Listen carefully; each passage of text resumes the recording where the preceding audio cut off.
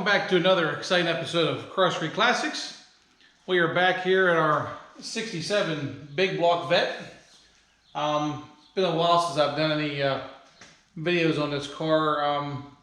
Our last video we found that we had a spun rod bearing on the crankshaft, so got with the owners, back and forth here, trying to decide what direction they wanted to go. So we found an engine shop.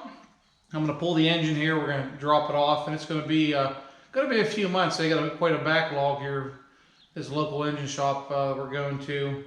I want to thank my friend Colin for recommending us to this shop.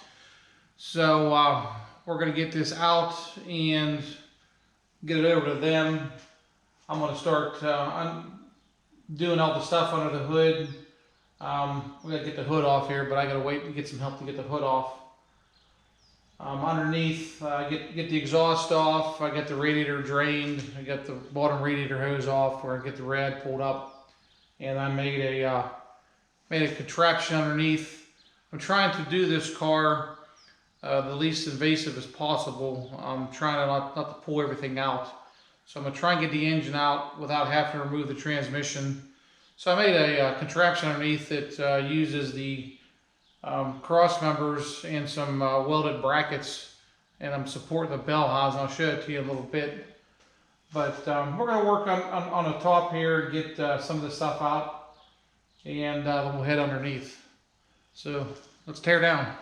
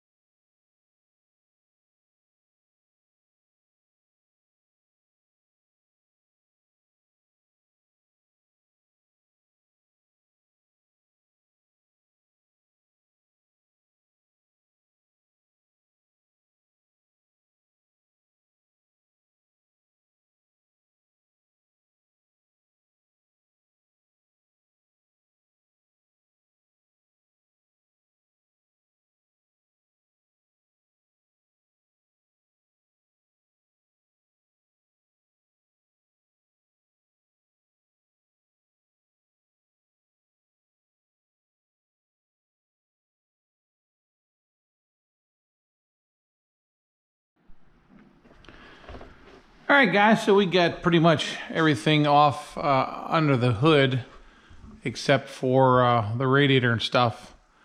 I got to wait for a little bit of help to pull the hood off and get the radiator out. So I'm going to work underneath here for a little bit. So this is my contraption I mentioned. I'm leaving the transmission in the car, and I need to move it around. So because we're going to have to put it in storage here for a few months till the engine gets back. So we're going to put it in my dad's enclosed car trailer and put it into one building.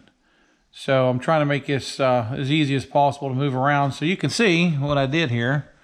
This is some 2-inch pipe, I believe, or maybe 1.5 inches. I'm sorry, it's 1.25 inch pipe. 1.25 inch pipe. I went from here through the exhaust holes in the cross member and rests up against the rear cross member here. And then I took and got a couple pieces of oversized pipe put through here and welded a nut, put a set screw. Don't mind my welding, it'll hold. And then I put this piece of angle here to tie all this together to keep these pipes from spreading apart. And then I put this nut and bolt on here so I have some adjustment come and go up and down if I need to. And I put some nice heavy rubber in between here to kind of keep this from just, keep it from moving. So I was hanging on that thing, and it's pretty strong. So once we get the motor mount bolts out, we got them all loosened up here, got the exhaust loosened up here overnight. we're gonna start loosening up the bell housing bolts, and we'll get our engine plate on and the engine hoist in place, and should be ready to come out. I was gonna pull the fuel pump off, but I think it's gonna clear.